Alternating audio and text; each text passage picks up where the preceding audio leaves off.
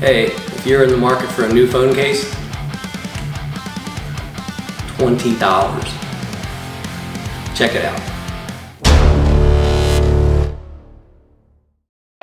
Meet the JOYROOM, a one-click, military-grade, auto-locking phone mount. With its one-hand operation, this is exactly what I was looking for. It has a ball joint configuration too, just like those expensive brands. The material is labeled as military-grade, and after further inspection, it has a nice, thick feel to it. This is not a flimsy, cheap material, and I'm really impressed.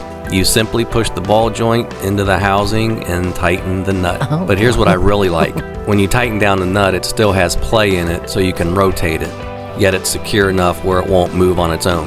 This process is achieved using a silicone threading material. It can freely rotate 360 degrees so you can quickly position your phone in any direction and it'll always remain secure. This is great for me so I can adjust the camera on the fly for other social media. That handlebar mount has a rubber inlay which helps securely hold it in place. It fits handlebar diameters from 0.7 inches to 1.5 inches. So you position the mount in the general area you plan to use it and then tighten the handlebar mount thumb lever. No tools required. It's wide enough to accommodate most phones, including cases. The measurements are 4.7 inch to 7 inch diagonally, with the thickness of a phone up to 0.78 inches. The manufacturer claims that this design will not fail after 3,000 times. That's over 4 years of locking and unlocking it, twice a day. The JOYROOM comes with a 2-year warranty and is rated to hold up to 70 pounds. That's like hanging a 70-pound sack from this mount, and that's pretty impressive. Well, how much would you pay for something like this? How about $19.99? So there you go. There's a link below the video if you're in the market for one, but I just share what I like, and I found this at a bargain for the quality, and man, you can't beat this. And you can see this is my older model phone mount. It was a pain kind of getting this on. Even though it has a thumb screw, it comes in like different parts. So a lot of times this thing, like if you're switching them out or something, there's like 3 pieces to this. Things fall apart, things fall on the ground, so that wasn't fun. But this one, it's all combined in one little like clamp.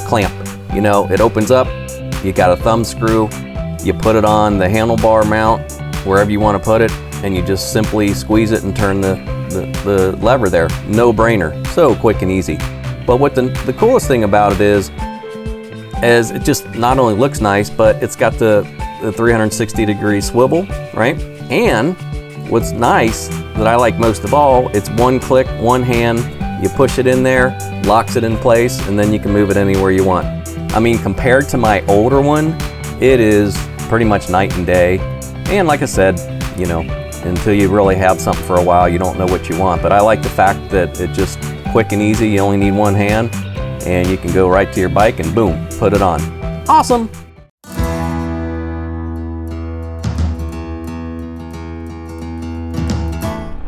Hey, what's up everybody? I got my new phone mount, as you can see here. Really nice. I don't have to struggle with it. And I know it's been a while since I've ridden. I've been doing a lot of different videos with some reviews and stuff, so I finally got out here on the road. Man, a little chilly this morning. It is Saturday, August 13th, and I keep forgetting my date is right there on the display. But another beautiful day. It's just chilly. I don't know what the temperature is right now, but when you're riding a bike in a t-shirt and short, yep, I got shorts on, sue me. But I'm just going around the neighborhood just to see if I wanted to show some different angles of this phone case. But no, so you can twist it like on the fly, like I showed in the video. And the nice thing about it is I don't have any straps. You know those straps that were on my old mount that you've seen before? Well, the old straps would like pinch these, you know, these buttons. So you would always have the straps interfering with the side buttons, and that would cause issues. One time I had it strapped on there, I didn't know I was taking pictures. So I get on my phone later in the day, and because I had a strap like pressing down on one of the buttons on the side, I look at my phone later in the day, I'm like, why do I have 4,000 pictures of myself? Well, I had this in auto like continuation mode of just firing pictures of myself. Very bizarre. After all that was said and done, I'm like, you know what, I've got to upgrade my, it didn't serve the purpose of what my needs were. Now, if I had a different phone where I didn't have buttons on the side and everything, it might have worked out well, but there was a lot of times where they were interfering with the sides of the phone, and I didn't really like that.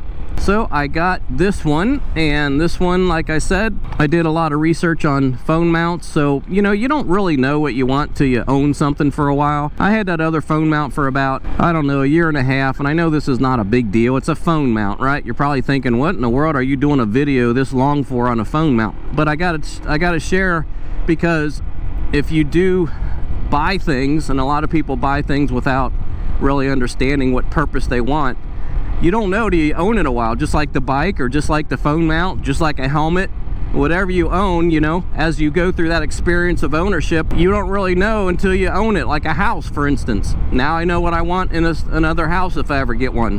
Definitely a ranch. I don't like steps, you know, just things like that. So the phone mount, I wanted something after I owned the other one and kind of dealt with the pain and the struggle of, not that it was a bad phone mount, I've used it for a year and a half, so it did the purpose, like I said, but there was a lot of really little annoying things that over time I learned that there's got to be a better system, in other words. So this one is just awesome.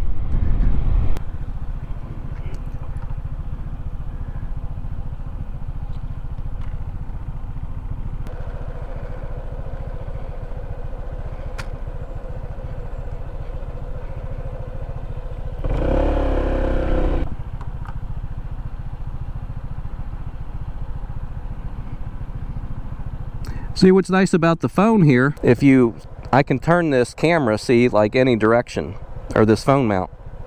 Instagram and TikTok, they have a vertical perspective on their videos. So it's a little difficult as a YouTube person that shoots in landscape mode to record video and then transfer it over to the vertical mode. So what you can do is, like I'm doing, you can put your camera in a vertical mode like this, and then that'll be your footage for some quick videos for Instagram or TikTok or whatever you choose. And then bloop, bloop, got my sound effects. You can flip it right over to landscape mode and do it that way. So that's what the beauty of this phone mount does. And for only, like, what was it, $19.99 or $20, I have to remember, but it is like a no-brainer. But yeah, this is pretty cool. I'm gonna get some footage right now, actually, for some quick IG photos or videos later. So let's ride. Getting back to my comments, and I try to respond to every single comment out there, guys. I really do. And let me turn this camera. I think I got enough footage now for that. I'm going to turn it this way again. I really do try to respond to every comment out there, especially if they're beneficial for the channel and if it's bringing a positive vibe to the channel. Now, I've realized when you have a channel like this, you have to develop very thick skin, which I have, and I don't care, because I've been in customer service pretty much all my life, and I am part of a very busy daily job of an engineer on a help desk for IT. So I get all kind of different people. I talk to CEOs of companies, I talk to IT guys of companies, IT admins that are sometimes very egotistical, if you know what I mean, because they're smart, they're very educated in IT, and they know their stuff. And if you try to tell them otherwise because I found something that maybe they didn't see, boy, you don't want to insult their ego. So you have to be delicate how you kind of approach that. But long story short, you have to have thick skin, and you can't take anything personal, which I don't. If I come across a comment on my channel, you know, that is not really positive, but it's kind of throwing darts at me, those are the ones that I don't waste my energy on, and I'll leave it at that. But if you do leave a comment that's positive and encouraging and beneficial to the channel and is helpful for other people and me, that's what I look for.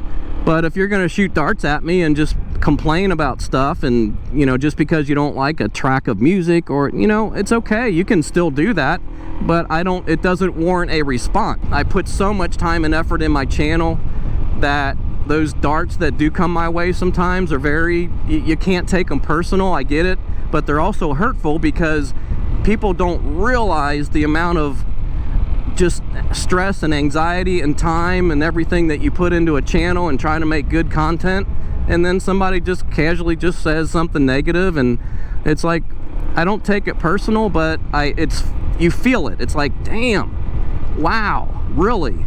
Okay. But I move on because I know my channel overall does well, and my comments, the positivity on the comments, far outweigh any negative shots that I might receive. I gotta stop this real quick. Now watch this.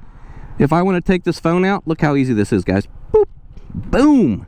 Oh, love it.